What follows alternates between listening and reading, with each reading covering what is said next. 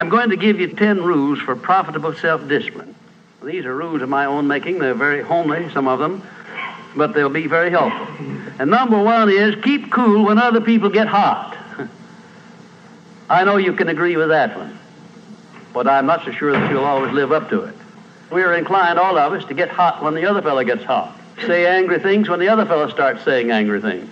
I was in the home of the president of a big electric power company one evening when there came a storm, and he called up one of his head men to go out to take care of an emergency that happened as a result of that storm. It was on Sunday evening.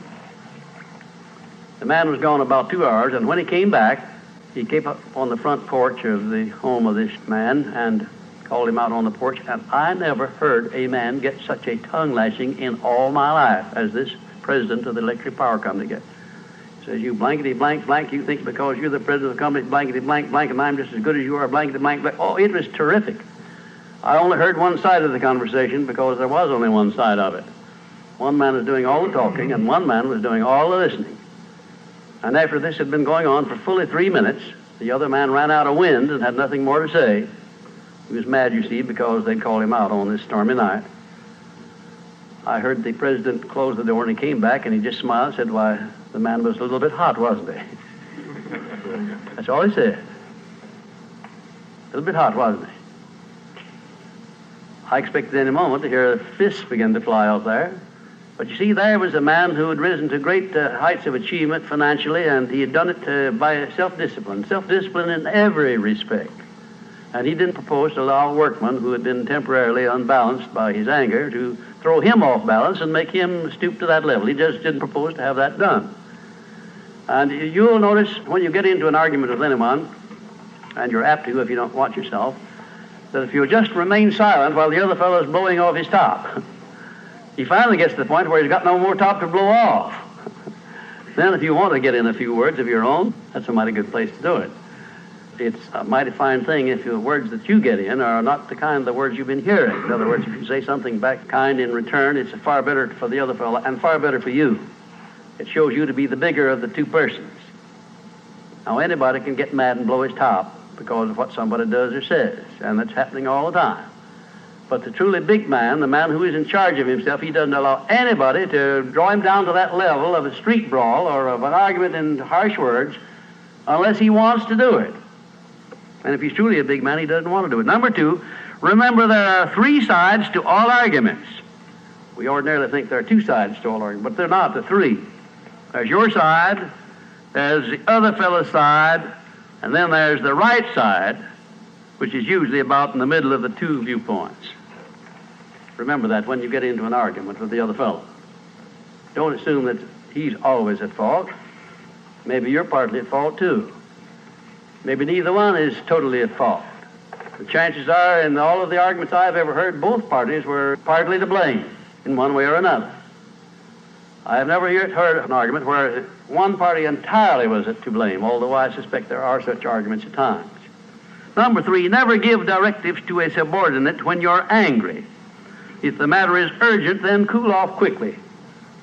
Number 4, treat all people as nearly as possible as if they were rich relatives from whom you expected to be remembered in their will. Now that's a good one. That's a honey.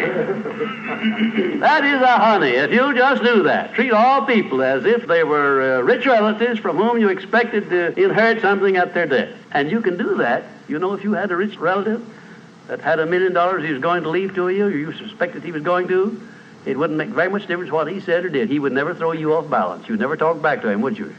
Of course you wouldn't. You'd be quite silly if you did. Keeping quiet for $1 million seems to me to be a very easy price to pay. Number 5, look for the seed of an equivalent benefit in every unpleasant circumstance with which you meet, no matter what the unpleasant circumstance is. Make it a point to discipline yourself so that you look for that seed of an equivalent benefit, and you start looking in connection with the circumstance. Don't wait a week or two till you've all worked yourself up about it. Start right in where you stand. It'll lessen the blow. It'll lessen the hurt of the wound, whatever it happens to be, if you start looking for that seed of an equivalent benefit. And number 6, learn the almost forgotten art of asking questions and then listening to the answers instead of getting the other fellow told off. It gives you an awful lot of satisfaction when you're angry to get the other fellow told, doesn't it? And the temptation is very great to do that. I know, because I've been there many times. Don't do it. Be bigger than that. Listen to what the other fellow has to say, and then when somebody makes a statement that you're not sure about, learn to ask this one question. It's one of the most important questions in life. It'll serve more purposes than any other short question that I can think of. When somebody makes a statement that you're not sure about, or that you doubt, or that you question, ask a 4-word question. How do you know? And then wait for an answer and see him squirm. Oftentimes there is no answer. People make wild statements that they can't back up. And instead of getting into an argument and making an incident out of the matter and getting yourself worked up into an argument, let the other fellow stew in his own fat by putting him over the barrel. But that question, how do you know? I had a clergyman in my class once who was very, well, I just don't know exactly how to describe him. He was a fanatic, you might say, on the subject of religion. And he was sure that he knew exactly what was going to happen to me after death. He said so in no uncertain terms, not in the class, but in a private conversation. And he raved and ranted for quite a little while about it. And when he got through, I said, how do you know, parson? And that really put him over the barrel. He said, that's the way I feel about it. That's my faith. I said, well, now, having belief and faith is one thing, but having evidence is something else again. How do you know what's going to happen to me after I die? I don't know, and I doubt that you do. How do you know? Well, he never did give me a satisfactory answer. There are a lot of questions that come up in life in connection with which, if you'll ask that one thing, how do you know, you'll find that the other fellow will be off balance, and you don't need to make an incident out of what he says. You don't need to get mad at what he says. 7, never say or do anything which may influence another person without first asking yourself this question: will it benefit him or hurt him? And if it will hurt him, don't do it. Don't say anything or do anything that would hurt another person under any circumstances, no matter how much he may deserve it. Exercise self-discipline. Don't do that, because if you hurt another man, you're going to hurt yourself 10 times as much at least, because that hurt will come back on you. I don't care who you are nor what circumstances you're working under or living under. If you hurt another person, you will be hurt 10 times as much. And if the hurt doesn't come immediately, the rate of interest on that is compound interest on compound interest, and it'll be 100 times as great if you wait long enough.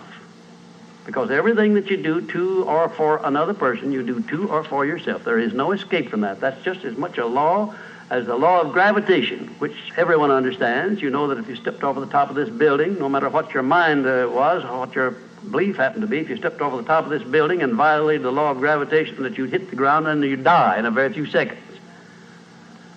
And this law, which brings you back that which you send out, is just as inevitable, just as inexorable as the law of gravitation or any other of nature's laws. Number 8, learn the difference between friendly analysis and unfriendly criticism. Then decide which you wish to live by in your relations with others. Now, friendly analysis is one thing and is welcomed by most sensible people. I don't object to friendly analysis of anything that I do, even though it's very unfavorable. If it's friendly analysis, I like it, because I can improve by it. But if it's unfriendly criticism, very obviously unfriendly criticism, and not analysis, well, then I resent it. I wouldn't be human if I didn't. How can I tell whether it's friendly analysis or unfriendly criticism? How would you go about telling? A lot of ways you can tell. You can tell by your relationship to the person who's making it, whether it's friendly or unfriendly to begin with.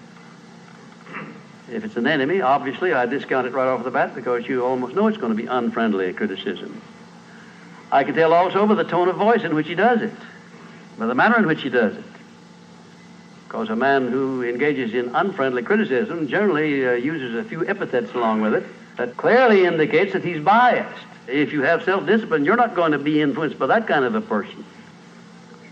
And number 9, remember that a good leader in any calling is one who can take orders as cheerfully as he gives them. And number 10, last but not least, remember that tolerance in human relations is just as important as tolerance in the operation of mechanics.